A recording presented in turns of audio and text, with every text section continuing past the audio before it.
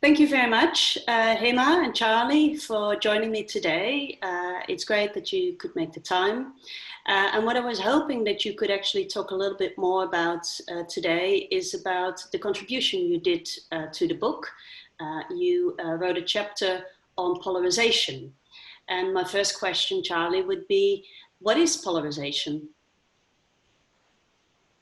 Well, I think when we talk about polarization, we're essentially referring to conflicts within a society over the moral standards and values that should take precedence, or that best represent what it means to be one of us. And it has the potential to form a pretty formidable societal crack. And the reason for that is because divisions of this nature are so potent because the moral values that are central to how we define ourselves, moral values are central to how we define ourselves.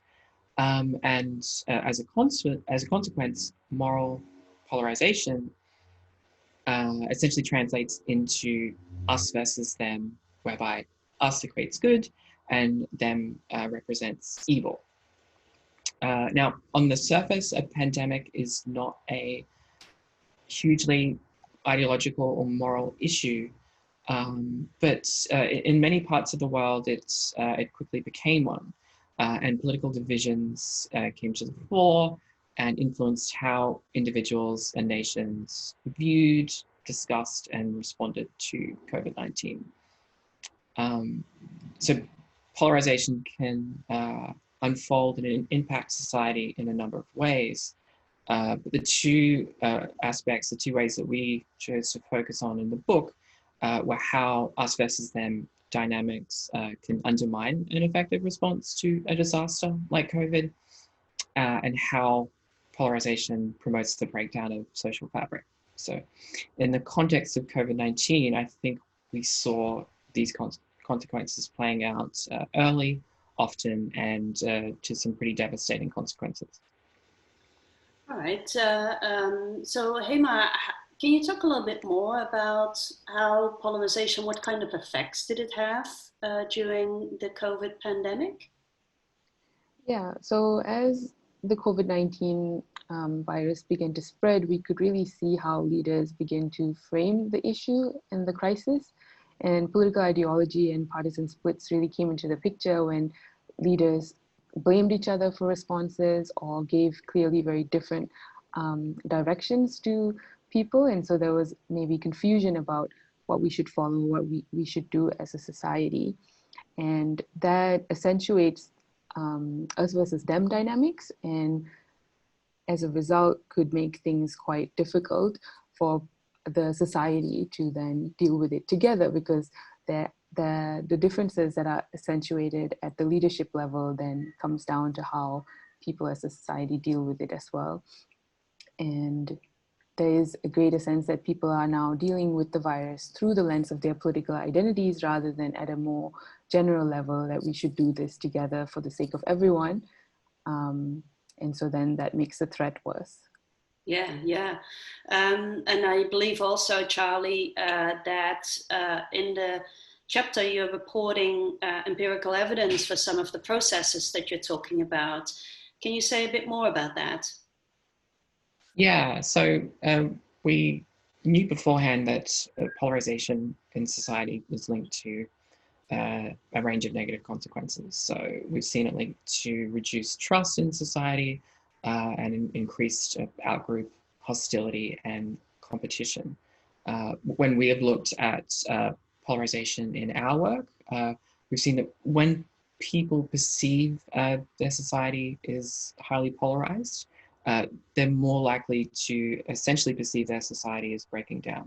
So a breakdown in social fabric, in terms of reduced trust and clear moral standards, and the breakdown of leadership. So political leaders are seen as ineffective. So in times of crisis, we argue that the effects of polarization can create a tipping point for societies whose cohesion is chronically damaged. And yeah, this is where it really became relevant in response to COVID. So at a time when what was really needed was social solidarity and trust in leaders, in societies where polarization was high, we saw the opposite.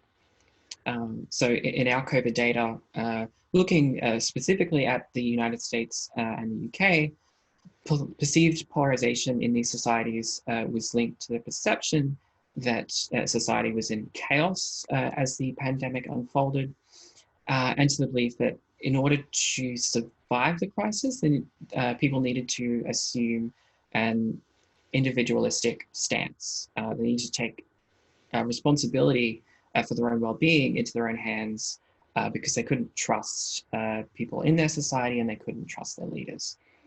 And we also saw that increased polarization in these societies prior to COVID was linked to the feeling that society was breaking down in the present, which then in turn made people more concerned that chaos would continue to reign in the future.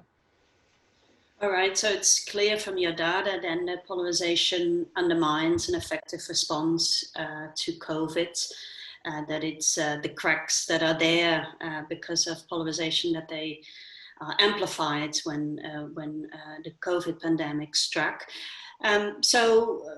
Okay, so the question then is, of course, what would you recommend countries, nations to do? How can you actually overcome these negative effects of polarization? I think to overcome a crisis of this scale is quite important for political leaders to emphasize that we need to unite at a superordinate level, and saving lives in the face of this tragedy really depends on taking quick and coordinated responses, and that is only possible if leaders are able to put aside their political differences for the sake of the common interests of the people, and really emphasize that they are in fact speaking on behalf of everyone, all citizens, regardless of their political leanings.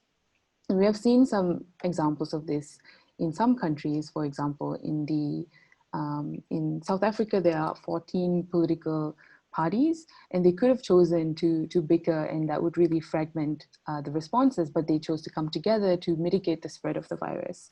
And we also see this in New Zealand, where the leadership really called for uniting and putting aside the differences, and very clearly saying we need to unite now, and it's not a time to fight along party divisions, but it's a time to unite and come together as one nation. All right, thank you so much both for joining me today, and thanks for your assistance with this. Thank you.